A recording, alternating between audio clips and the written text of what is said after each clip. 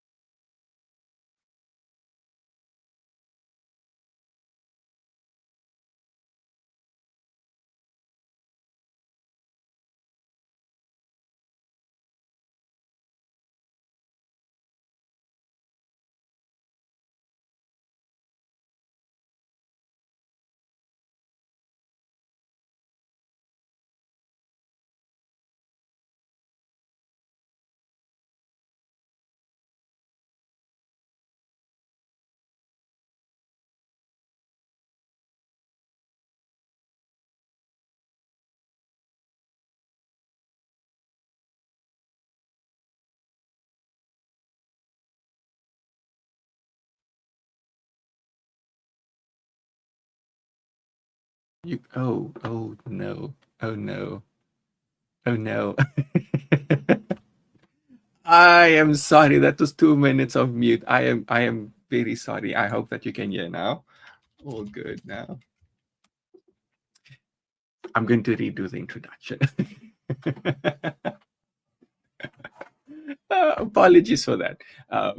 Hello and welcome back to another episode of Alpha's Alpha with me, your host, the Alpha Cruz. On this week's episode, we'll be taking a dive into real world assets, or RWA for short. Joining me is someone that I know by name now as Josh, but many of you might only know him by his internet moniker, his socials name, FreaknLinkin. However, before we get into that, I will give, for those who are not familiar, RWA stands for Real World Assets, which is the linking of crypto, the blockchain, with real world assets, quite literally. Some of that could be vehicles, it could be books, it doesn't matter. Anything that's physical. I'm not sure how it would work with digital things, but if you have a physical object and you want to tokenize it, you could do that. That's what RWA is. And if you've been around in crypto for long enough, for I suppose even if it's just a year or even a month or even 2 weeks, you might have just joined crypto, you might have interacted with an RWA unknowingly. That's because one of the largest RWAs, or actually two of the largest real world assets on chain, are USDC and USDT. It was technically not a surprise finding out that those count as RWAs. I mean, you need to have a proof of reserve, I believe. So, yeah, but I just did a very long introduction and half of you couldn't hear it, so I'm going to skip over the rest and bring our guest on tonight. And let me introduce you to Josh, of FreaknLinkin, from Hen House NFT. Now, I've been doing a bit of, research into Hen House NFT over the past few days. So it's been quite interesting finding out that, like, I suppose you guys are doing a mix of chicken farming with blockchain. But maybe you can give us a short little introduction to what that is, like what Hen House NFT is, and how you guys are mixing the digital blockchain world and the real world chicken farming. Yeah, absolutely. Thank you once again for having me on.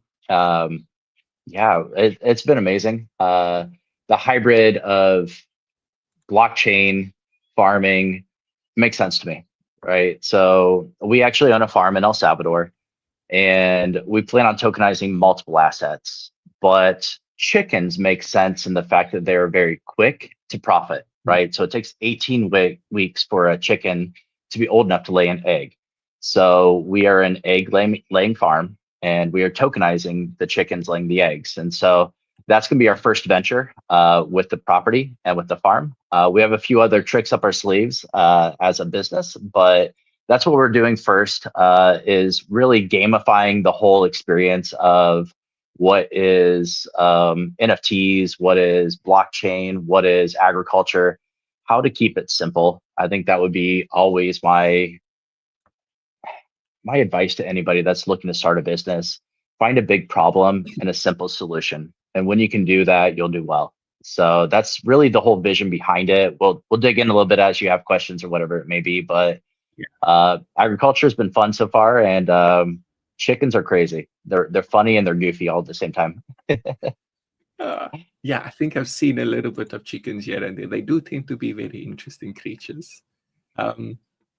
Oh, before we go a little more further into things, I actually have a little game that I've stolen from a friend of mine that used to do weekly, how shall I say, talks like this. And it's something called the word association game. So I'm going to give, I think I have 6 words, and then I want you to respond with the first thing that comes to mind with each one of them. So let's see. The first word is, oh no, did I lose it?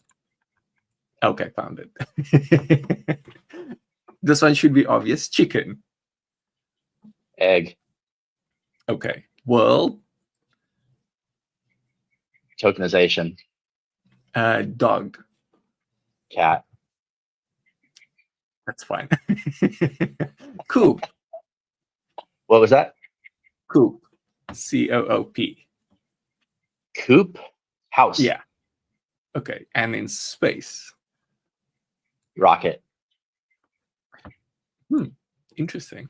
That's some interesting answers. It's always random what kind of answers you get to the word association game. Although I suppose chicken and dog kind of make a lot of sense.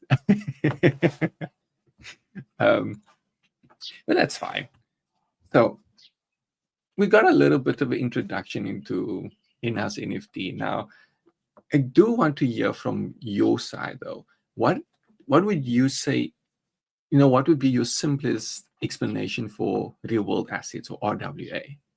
We want to keep things simple so people are, it's KISS. I think that's the term. Keep it simple, stupid. Yeah, KISS. I like that a lot. Keep it simple, stupid. That's definitely a mantra I've had through my businesses over the years. And if we're going to go with RWA KISS style, I'll go with a one-word answer there, association with utility.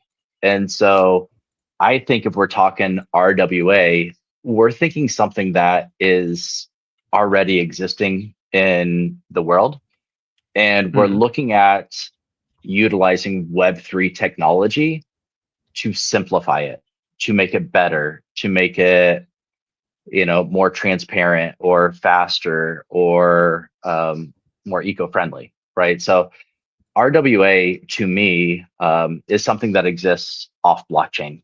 And so when you think about it, that simplest nature, how can you use blockchain to make a RWA or a real world asset, if you will, faster, better, not more clunky? And I think that's where we don't need to get cute. We need to keep it simple, and we need to have fun with this. So that would be my quick answer would be utility based, something that exists off blockchain that we're trying to bring onto blockchain to make it simpler in nature, faster, more transparent, and really just efficiency when it comes down to it. That actually makes a lot of sense because, I mean, as I mentioned earlier, one of the biggest, I suppose you could say, RWA is stablecoins, USDT or USDC. I think USDC is slowly becoming the largest, but USDT still holds them, the dominancy.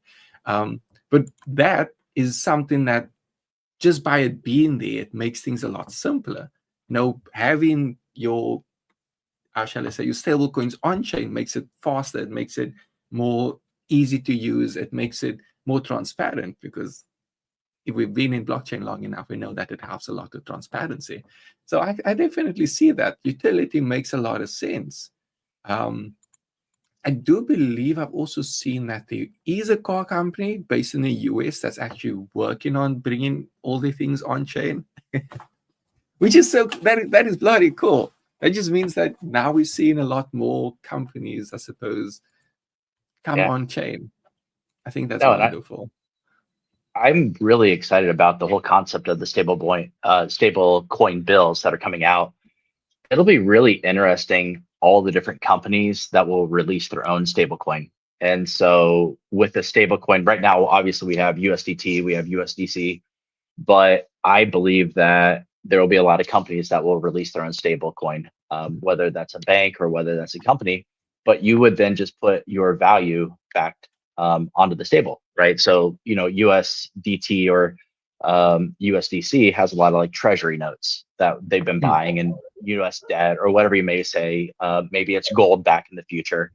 It'll be really interesting to see how people tokenize their asset as a stable coin to be able to then trade that, or when we tokenize, futures and commodities and stuff with the index funds and the stock market and stuff of that nature. It'll be really, really cool to see how all that stuff and the stable coins kind of like mesh in, and we utilize blockchain for that. I'm pretty excited about that. That's going to be a big adoption curve.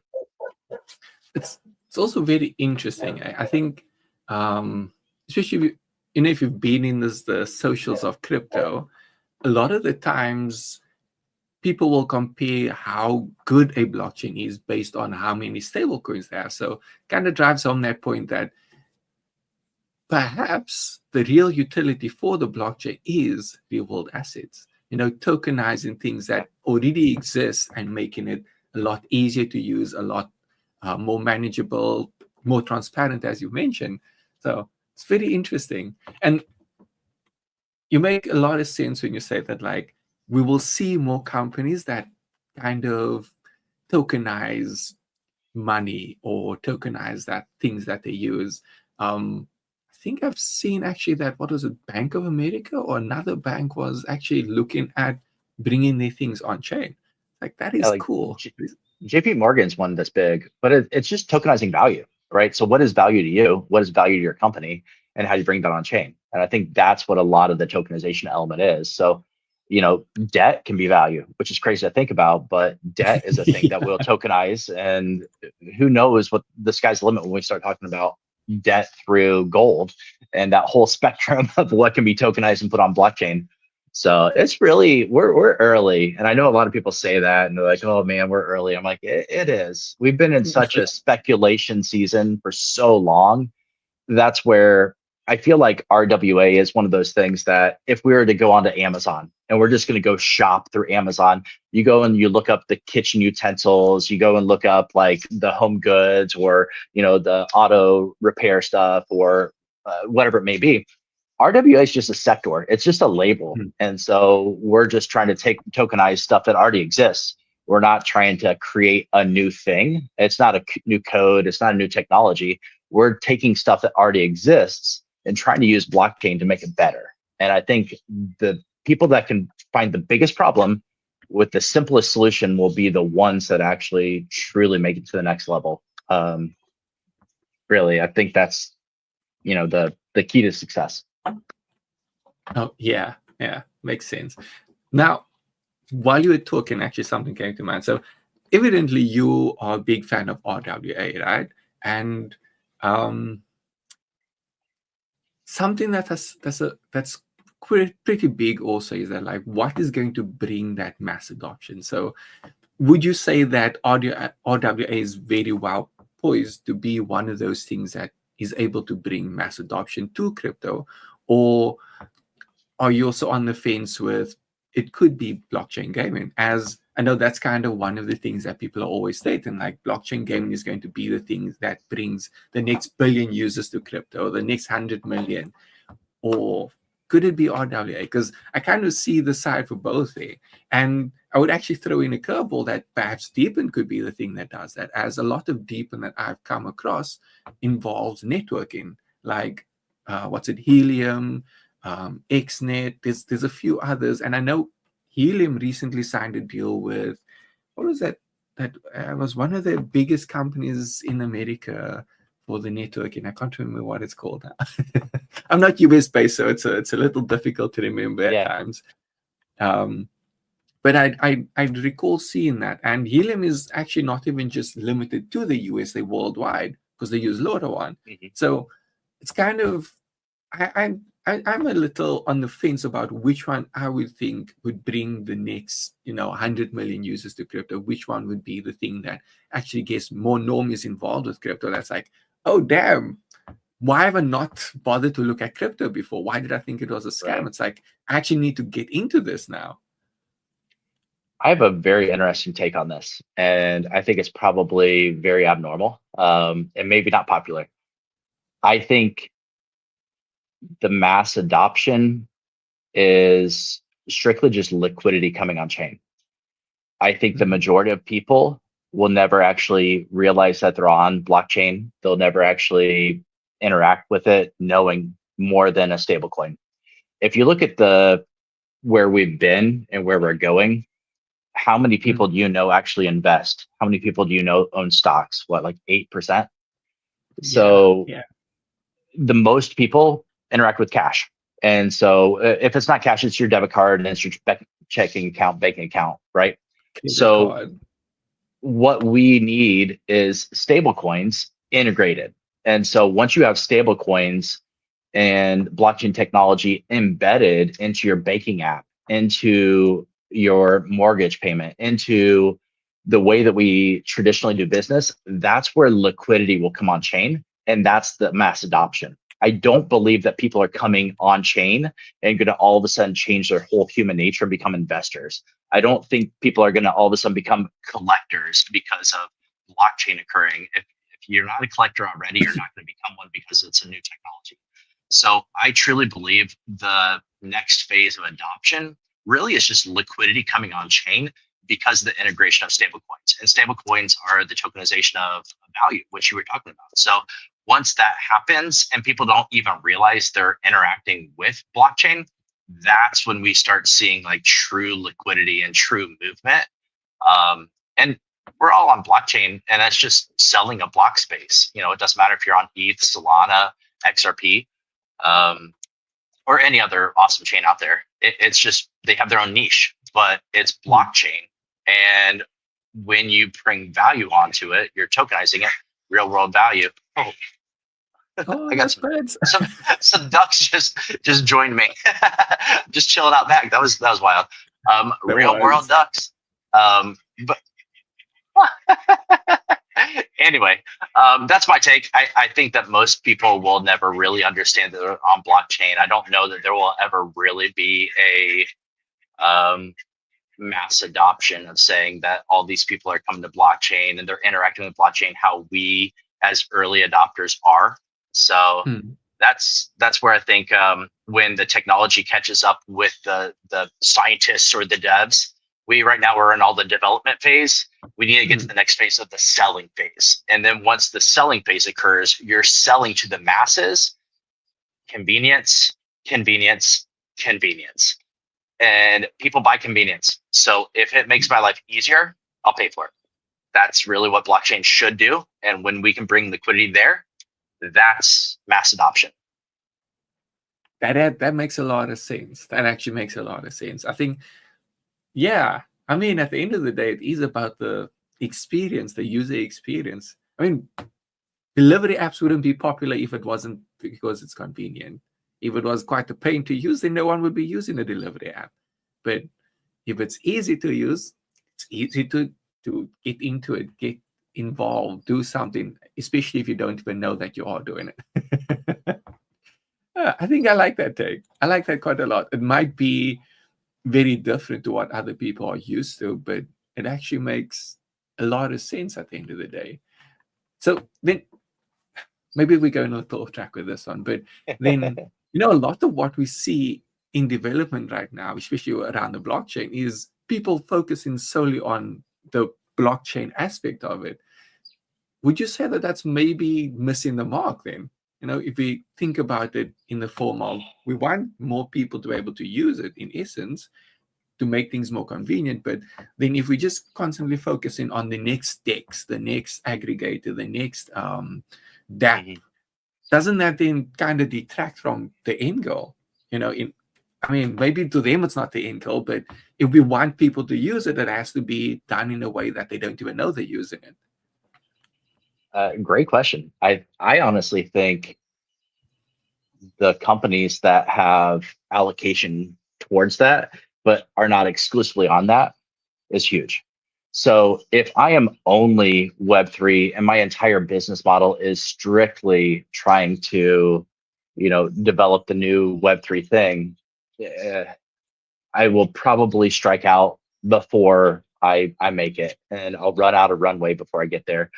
When we talk about Web3, we are really very much so on speculation and development. So I do not believe that we should walk away from development and try to make things faster and better. I think there's a time and place for that, but I believe it should only be an element provided that you are either exclusively featured on that and you have a long runway to do that, or if you're a company that you are generating revenue outside of that, but then you have an allocation towards funding that. So the biggest thing for me is so many companies out there die. And I hate to say it that way, but it's just being blunt in nature that 90% of small companies, small businesses, and let's face it, most crypto startups are small unless you're like a layer 1 blockchain, right? So most companies would fit underneath that startup business. 90% of companies fail within 5 years. Within the next 5 years, 90% of the 10% that made it fail. So the majority of people just don't make it when it comes to companies and integration. So that's where you have to think about what is the simplest way to solve the biggest problem. And that's how you can be viable as a company, right? And that's how you can actually truly make money and then scale and scale and scale. So I think, I don't want to detract from Web3 at all. I think the development and efficiency and how can we get, because we don't have that app yet. We don't have that integration onto the banking to where it's seamless. We have so much development that still needs to occur for smooth, for user integration that people just enjoy and don't even hardly realize they're there. Think about the internet. Like, how many different internets are running seamlessly, and we don't even realize there's different internet for email, or different internet for e-commerce, or different internet for video. So we're on a different internet versus if we hop on Amazon. So you start talking through all these things, you don't even realize you're interacting with different elements because it's just a button and a click away for the user experience. So we need that development. So we need people to keep on refining dexes. We need people to keep on digging deep and rolling up their bootstraps and going getting it when it comes to Web3. I absolutely think we need the development still grinding and figuring out how to make it smoother and integrate. But that can't be the exclusive thing when it comes to what is Web3. It needs to be a seamless integration moving forward. But if you're going to have lasting power, you have to solve a problem. You have to make money. So that's a big deal when it comes to companies in general. And that would be probably my simplest take to it. I think that's fair. That makes a lot of sense too. Man, definitely does. It's like it actually relates well to you stating that we are early in Web3, because at the end of the day, we still need a lot of development to happen. Yeah, a lot of us that have been here for a while some longer than others. I mean, I've only been in crypto for about 3 years, but I know there's people that have been around since the very early days of Ethereum. And things have changed a lot over the time that Ethereum started. I mean, at that point, it was just like Bitcoin. There was no smart contracts, really. Things were still very, what's the word? Like an infant, it was still adapting. It was still growing its limbs. It was still getting its heart and everything. And now we're at the point where technically we have those organs, and now it's just about developing those organs in the right way and then connecting them. Because that's actually that's a cool analogy. But and then I also want to go back on a point where you made that, like, when we're using the internet, we're technically interacting with multiple different internets. You don't know it, you don't realize it, because there's something that has made that simple for us. The HTTPS, HTTP, and the www.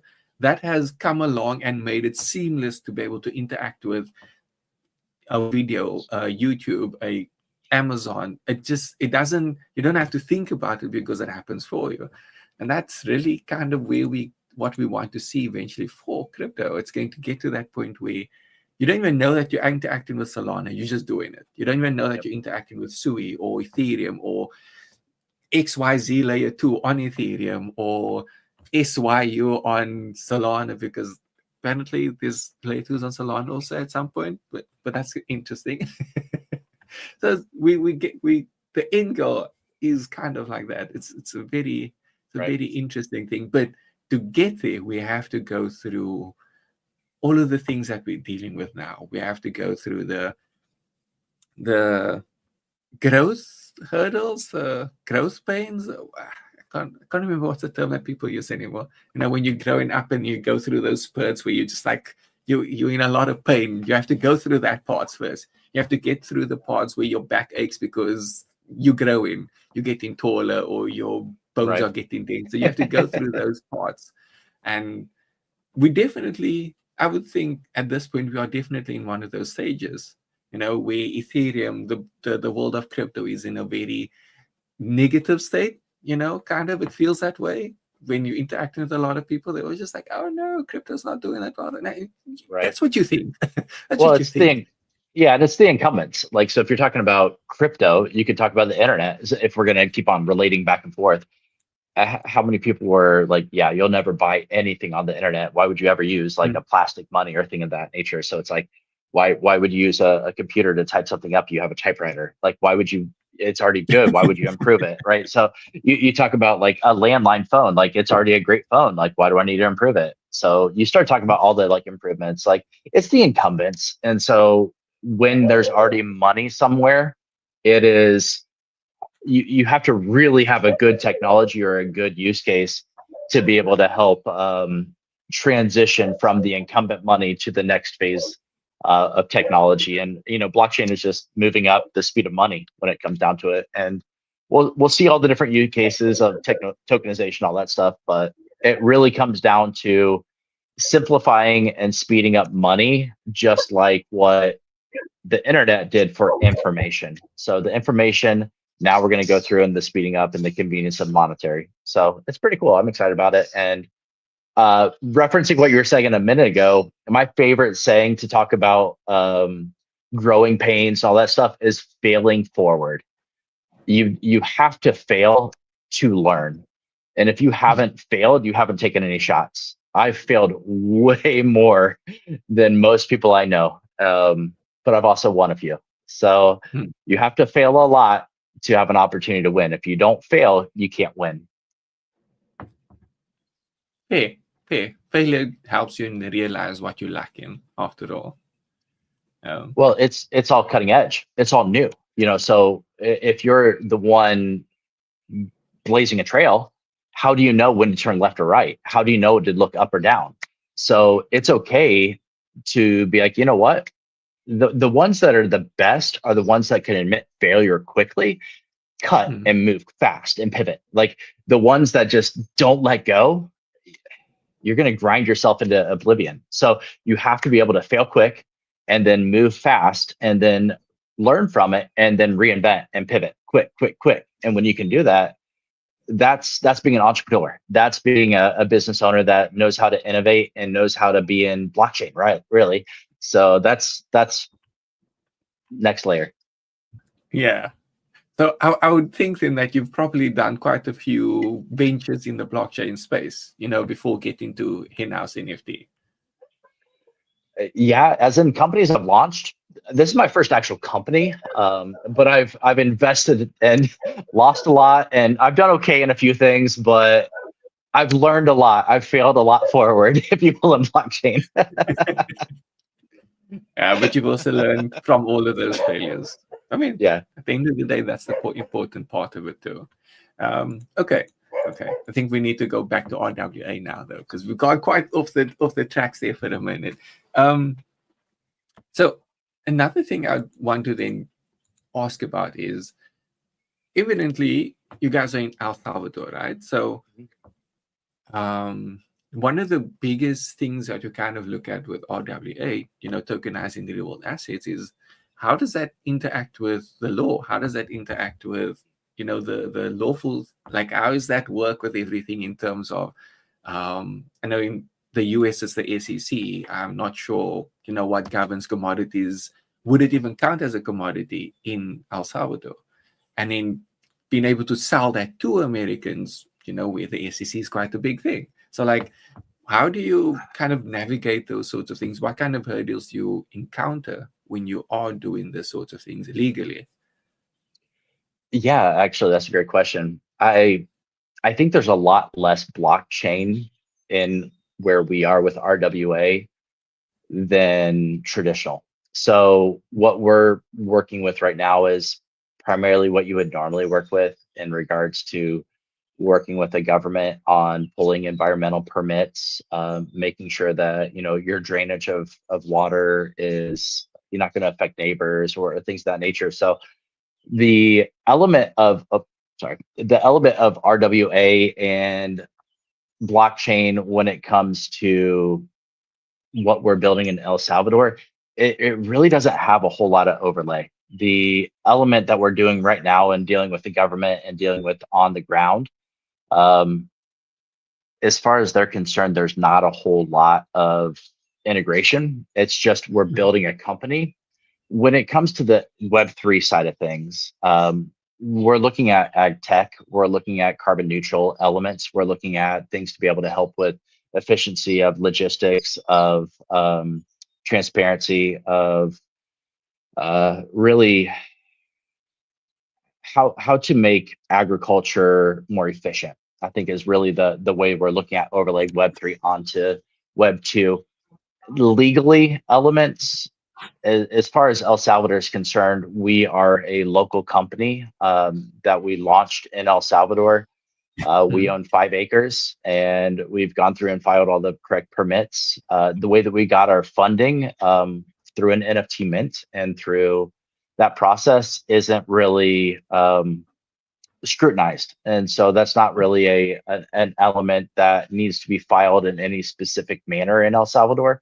So as long as we're filing all the correct permits and the environmental things to make sure that we're not harming, we're doing good, and we're bringing domestic agriculture to the country, they're all about it. And so it's been a process learning a new culture, a new country, being an American myself. But when it comes to Web3, there's not really any additional difficulties. It's business as would be if we weren't in Web3. Interesting. Okay, so there's not really any real hurdles there. It's probably one of the easiest ways then, because you focus more on. So it kind of sounds like things are separated for the most part, even though they do link at some point. Like the raise was through NFTs, but it's not exactly something that's really too important on the ground for the company, technically. There's nothing extra that you really need to do as Right. long as you've filed everything properly. That's Right, exactly. And so the company itself is a farm. And so the agriculture element is what we're focused on. Hen House is just one leg. And so it's just an element that we're building as a farm. And so we tokenize the chickens, we put them on the blockchain, and we're going to be realizing the value from working with the local grocery stores, Price Mart and Super Selectos.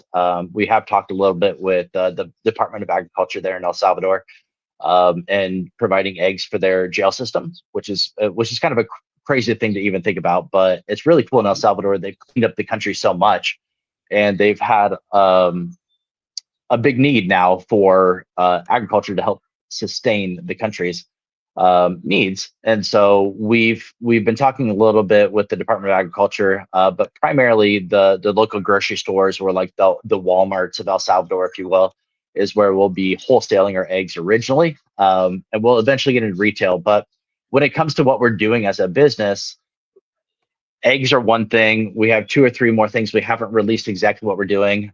We have planted coffee on our property. So we planted coffee almost 3 years ago. We have a little over 3 acres of coffee planted.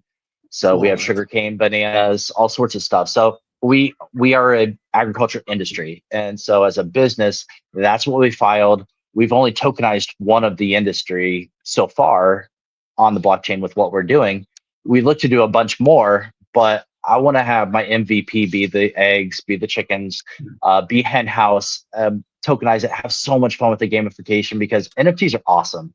And when done correctly, you can have so much fun with the traits and the communities and just people. And I love to collect, and I love to trade, and I love to win, or like try to have a strategy, right? So it's like you always want to win with how I want to, do I want to buy a rarer thing of this, or do I want to have, more volume of this? And I want to create opportunities for people to win in multiple ways. And so that's going to be a lot more of our Web3 element, is the way that we do our staking mechanics, the way that we do our integration Web3 with our liquidity pools. All those things are going to be a lot more the way the liquidity flows through our ecosystem is going to be a lot more the Web3 element. The Web2 side of it is very, very simple.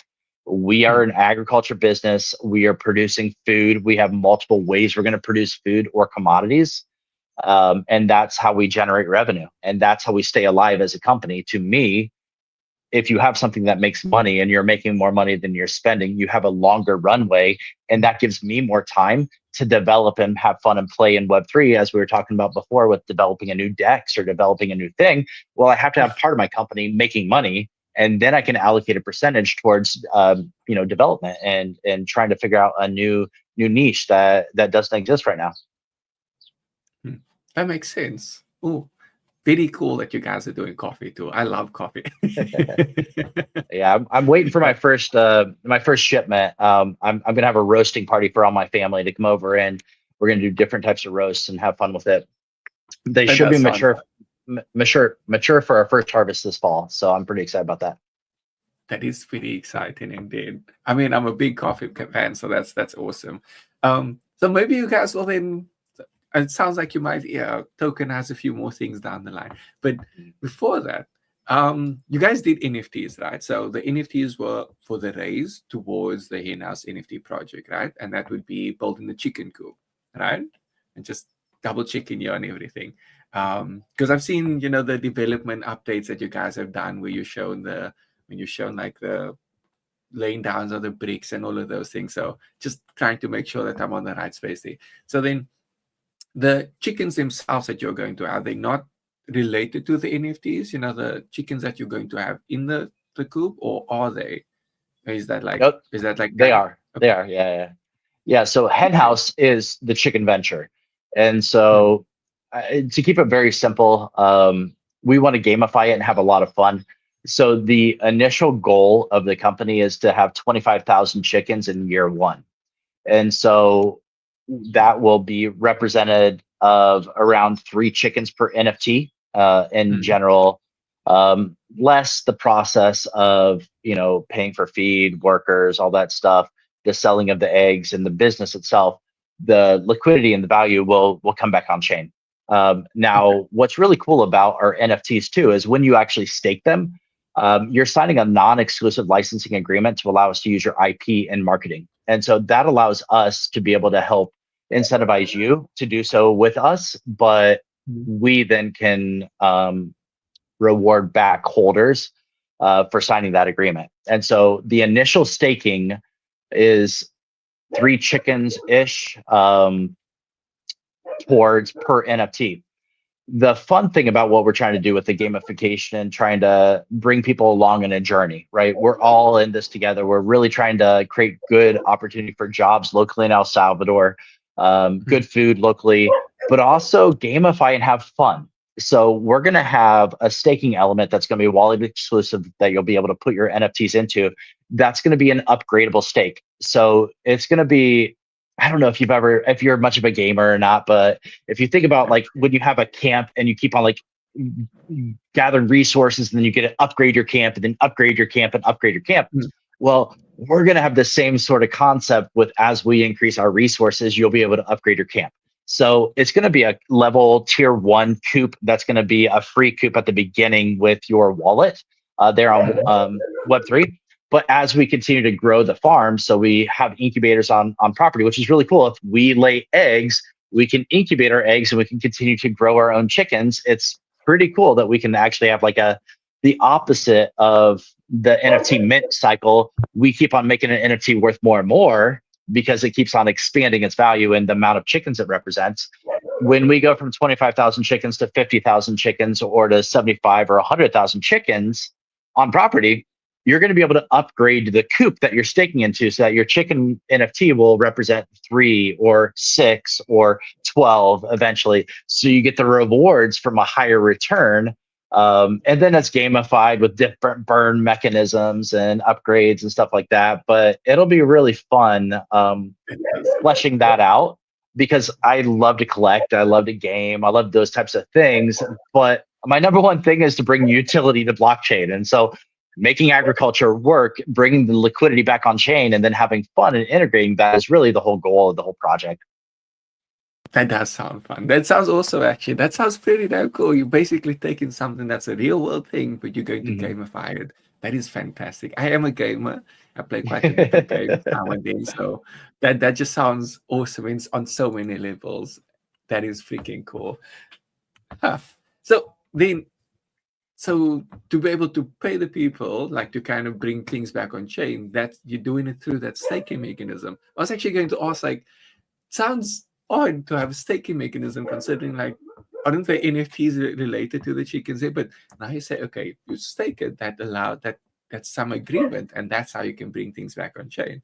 Interesting. That is actually very interesting because I was wondering, like, isn't there usually some kind of, legal hurdles that you have to jump over to be able to bring funds back off from the Web 2 into the Web 3? Because it's like, yeah, but now you've kind of clarified how that works.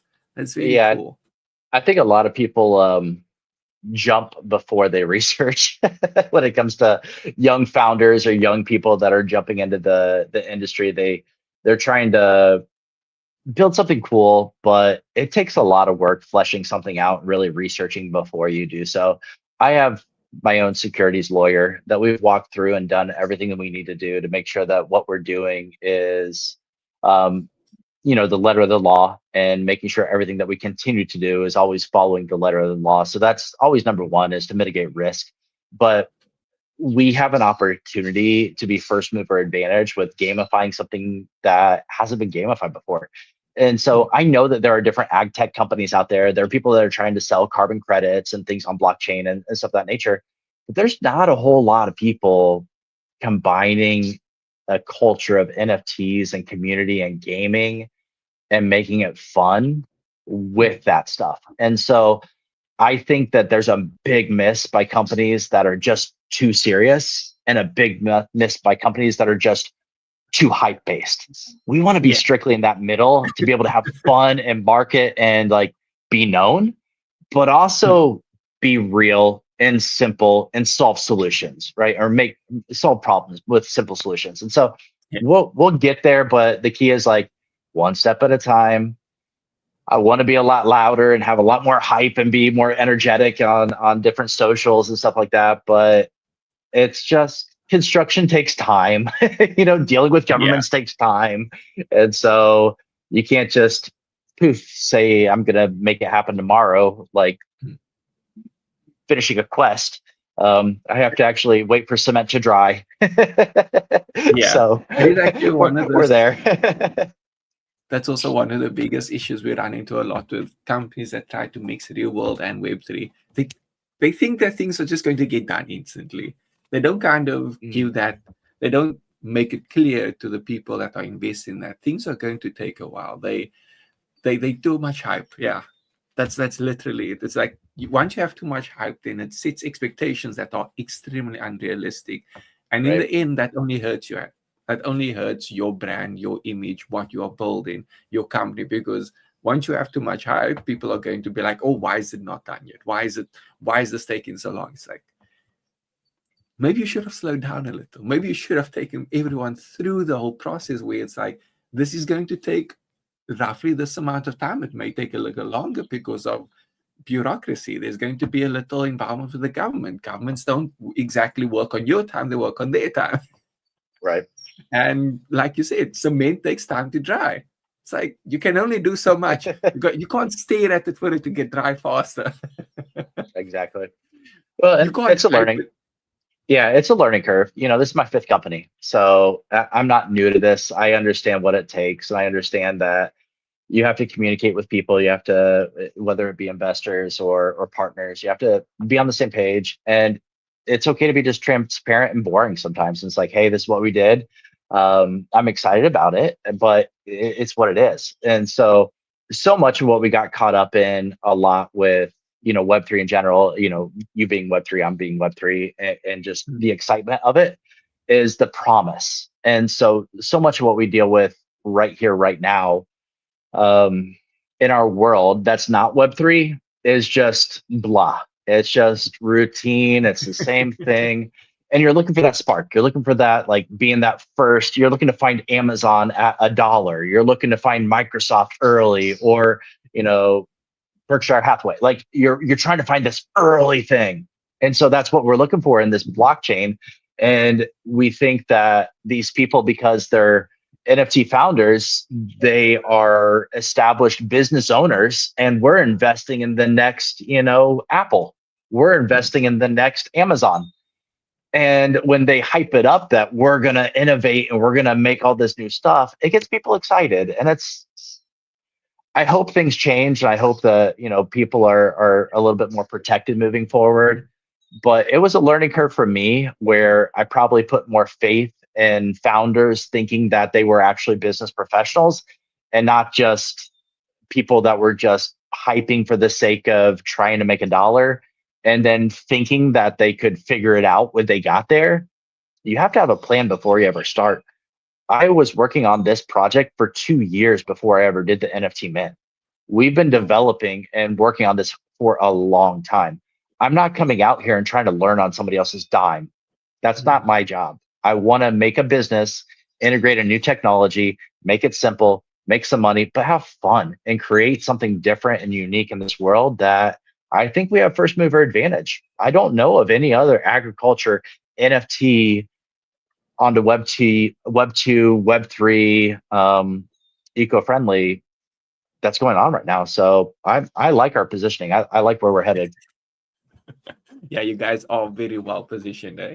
I mean, it's like, not to mention that like RWA isn't exactly the most hyped thing yet. So there's also that room for the hype to come to RWA. And then you guys already established, you already established as a company that is doing RWA. And likely by that point, then you guys have already gotten everything working, up and running. And it's just like, here's already an established business that's working. They're already doing things. They're already delivering on their promise. Yeah. And then if we go back to what you were saying, basically a lot of the NFTs that we've seen, a lot of the NFT IPs that we've seen is that people are laying claims, they're making promises on things that they don't even know that they can do yet.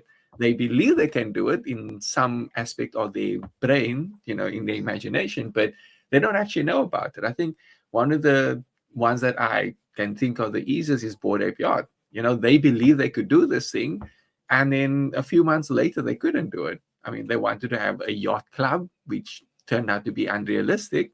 And now they're doing blockchains, and they did like 2 other NFT IPs. But at the end of the day, they never made real on the promise of a yacht club. That's what it comes down to. They made a promise, but they couldn't do it because that was their hype. But that's some really interesting insights into all of those things. And I think another point on that is that like RWA obviously has a lot to do with the real world. So companies or projects or whatever that do look towards integrating things between the real world and Web3 have to actually they have to think about all the legalities and set things up very, very early on. Like what you're saying, you did it 2 years before you even did the mint. And I went back and checked on everything also. You guys did your mint in 2023? Was it early 2024? I'm trying to remember now. I know it was somewhere there because I saw some posts on 2023 and then I saw something in 2024, but now my brain's gotten confused. Yeah, it was the very beginning of 2024. Yeah, January. There we go. So it was 2024 years. So you guys made the post that you're doing the mint in 2024, in 2023. So that's actually, so wow. That means you've been working on this since like 2022 already. That is crazy. That's 3 years already in the making. It just shows that it takes time. Yeah. Now, if we look at that, let's say you had done the mint in 2022 already, that would have been very bad because by now people would have been impatient. People would have been trying to claw your brain out because why have you not launched yet? Well, I would argue the fact that any business that's worth its weight will communicate clearly. So had we launched a mint at the very beginning instead of personally funding it, like I paid quite a bit of money out of my own pocket before we ever minted, and then I paid myself back after the mint with that. But the beginning was so much D&D and development. If you understand how to run a company, you clearly communicate expectations and then you give updates along the way. I strongly believe that had we minted in 2022, we would still be very well received because we would be exactly where we were going to be and we would have been communicating across the entire process. I've had the same vision the whole time. We've never deviated. I've not gotten distracted by shiny ball syndrome of, oh, let's do this or let's add this or change this. It's sometimes it's not sexy, and maybe I don't have the floor price of a Bored Ape Yacht Club, but that's not ever been my goal. I want to earn my way, not hype my way. And so I will make RWAs great. I will make this sector amazing. It will take work and I'm willing to do it. And I enjoy the process and I learn and I grow. And that's what I want as a human being, is to constantly learn and grow. That is very cool. Yeah, also interesting.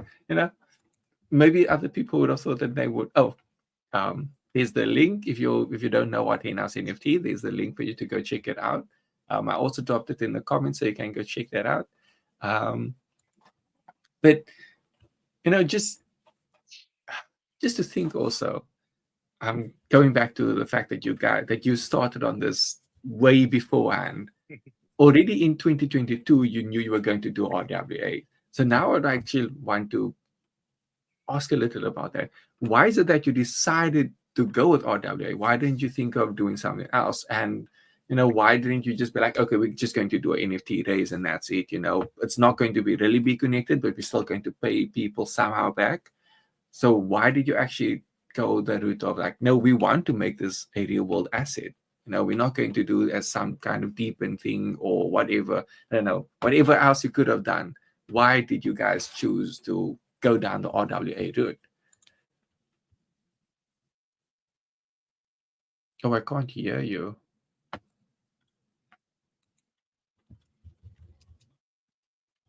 I couldn't. Can someone in the comments please say if you can hear Josh?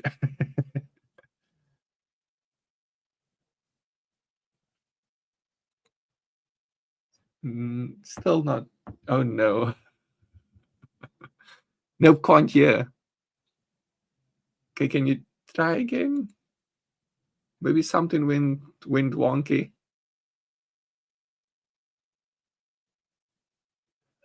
Nothing. Oh no. Can you hear me through the phone? Yeah, yeah, yeah. Did your All right, so I can't hear headset you as die? good now. But back in 2022, the word RWA didn't exist, so that wasn't a thing that we were trying to do. I, as a business owner, as an entrepreneur, am always looking for a big problem that you can solve with a simple solution. And Mhm. agriculture in a country that imports the majority of their agriculture made sense. So Mhm. El Salvador itself was a very corrupt country, lots of cartels. And so when the new president came in, he imprisoned 2% of the population, cleaned it up. And so when Whoa. that occurred, all this opportunity was laid out. They have egg initiatives, they have coffee initiatives. Every acre that you buy, they give you 5,000 coffee plants to plant. So if you're a local El Salvadorian, so my business partner is, so every time we acquire more property, we get free coffee plants that we can plant. So that just makes sense financially. So when it Mhm. comes to what El Salvador was and what we're trying to do, there's a huge market opportunity for revenue when it came to agriculture. They need it. And so eggs themselves are a huge industry. It's like $136 billion industry. It's bigger than gaming. And so you're like, oh, well, gaming's the next big meta. I'm like, eggs are bigger than gaming, let alone all the other agriculture elements that we're talking about. And you talk about the utility, what do you need? Food, shelter, water, clothing. Like, it's a core need of a human being. So in a country that imports food, that needs food, that has initiatives, it's a problem that can be solved. And blockchain itself just is a cool overlay that we can utilize fun things right now. I think that there's a lot of things in the future that will be developed that aren't developed yet, that we have first mover advantage because we are a company that exists and we're familiar with blockchain. So I don't know what all will come out in 2027, 2029, but we're there and ready to grab it and be able to utilize it and lock it in with our agriculture business to be able to, maybe it's transparency, maybe it's efficiency, maybe it's blockchain with logistics. Like, I don't know where we're going to go with this, but the objective of why RWA, because it's a business. It makes sense as a company, as a business. I'm not trying to like make up a new currency and a DEX to then launch another meme coin to say, hey, this meme coin is going to have all this value because I'm a business owner and I can make that happen. I'm like, I'm gonna build something and we'll go from there, right? Yeah, yeah, yeah. That makes sense. Now, on to another thing. So, when you guys do bring the value back on chain, how are you going to do that? Are you just going to have a token for it, or is it going to be in stables? Like, how is that going to be given back to the holders? So you're a little bit hard for me to hear right now, but I think you were talking about how am I going to bring value back on chain? Was that what you're asking?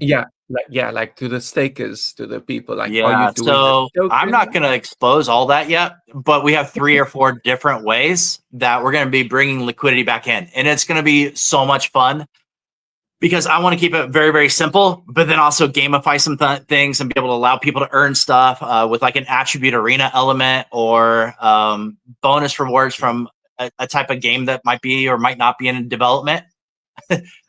So there's different things that I want to use and integrate, but the biggest thing is I got to have the liquidity first to bring back on chain. So to problem solve, I don't want to put the cart in front of the horse. I need to make that money. I got to get that business going. The way that we bring it back on chain, we have a few different ways that I've been speaking with my lawyer as what that would be the most simple, but then also talking with my developers as ways that we can bring it on chain and off chain of liquidity back into our ecosystem, because we do have an off chain tokenomics as well. So that is an element that we will be bringing liquidity back into. So there's a lot of gamification going on. Oh, PLC Bab says, "Dang it! Spill the alpha." Oh, I Babs. think I think some of the alpha was spilled there. There Yeah. might be a game, or there might or might not be a game in development. Who knows? There'll be But ways. There'll be ways. I think the biggest thing is just having a fun ecosystem that is fleshed out. And the core of that ecosystem is agriculture. So that's how we're going to make our bread and butter. That's how we're going to be a stable, a staple in Web3 and NFT culture. But who knows all the different things we're going to flesh out in Web3. We just have liquidity set aside that we can develop. And so I don't know what we're going to develop yet because I haven't filled that budget and I don't have developers developing yet. But I have a couple ideas I want to develop and I have a couple ideas I want to work on. But I have no idea what it's going to flesh out to and what it will become. So I'm excited for that stuff a lot. What it will actually look like. And that sounds awesome. Having ideas is always the most important part, because if you don't have ideas, what's there to develop? It does sound like we also have quite a few interesting ideas. And I look forward to seeing what you come up with, especially since it sounds like a lot of what you're going to be doing is highly focused around agriculture. Maybe at some point in time, it won't be Hen House NFT. It'll be Hen House NFT part of something agriculture. That'd be fun. That would be fun. I think that would be very interesting. And maybe there will be a Hen House NFT game too. Maybe. Right. We'll see. Well, yeah, I mean, you can see my personal coop right behind me on my screen back here. That's my bright yellow doors for my girls back home for the fun game that we're going to be launching here pretty soon on blockchain with our local hens, if you will. Get those hens laid.